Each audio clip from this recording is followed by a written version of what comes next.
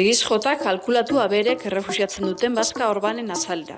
Hau da, bazkatarako erabilgarria ez dena. Konparatu zure neurria eunekotan oinarrizko adierazleen taulako referentziasko balioekin.